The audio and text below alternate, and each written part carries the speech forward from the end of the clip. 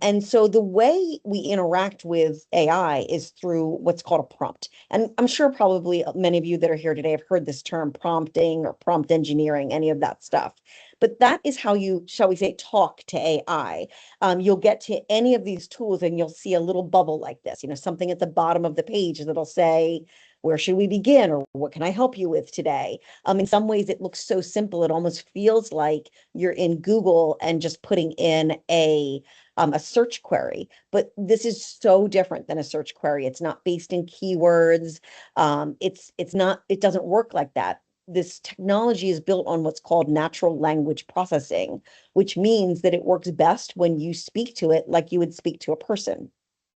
However, if you just chat arbitrarily, it could just kind of get Wild West and you may not get great answers. So over the years, people have been creating different formulas, different ways of interacting and building a prompt that really, really helps you get better and more functional results out of it.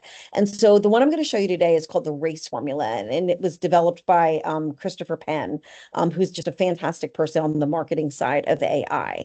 And so RACE, the R stands for role. And so in role, you are telling the AI who it is acting as, like what is its persona that it is embodying as it seeks to answer this question. So when you think about something like a chat GPT, it is a generalist model, which means it knows all kinds of things about everything. And so by giving it a role, what you're doing is narrowing down its broad knowledge and saying, I want you to focus on this part of your knowledge and maybe not bring in the junk from the other parts of your knowledge that won't actually help you serve my cause right now. So narrowing it down from, hey, do this thing for me to, hey, as a cybersecurity specialist, I want you to. So things like that. So giving it sort of a definition of what expertise do you want it to be bringing to this project of answering your question or doing your project. Next is action.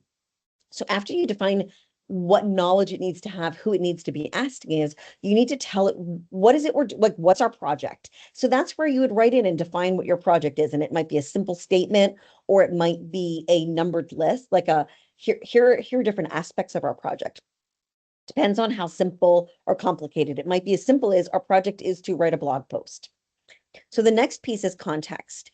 So if you are, let's just say, you're acting in this way and this is what I want you to do, what secondary knowledge or specialized knowledge does the AI need in order to do its job? So it's got the whole internet that it's looking at to answer your question. But say you're using a free version of a tool, those tools are not actively learning anymore. They have stopped in 2021 or 2023 searching the internet, and it's using data that's a little bit old. You might need to bring in current data.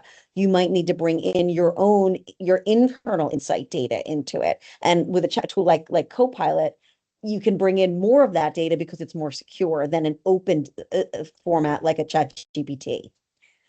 So giving it that context of like, here's some example blog posts of previous blog posts if you're going to give it.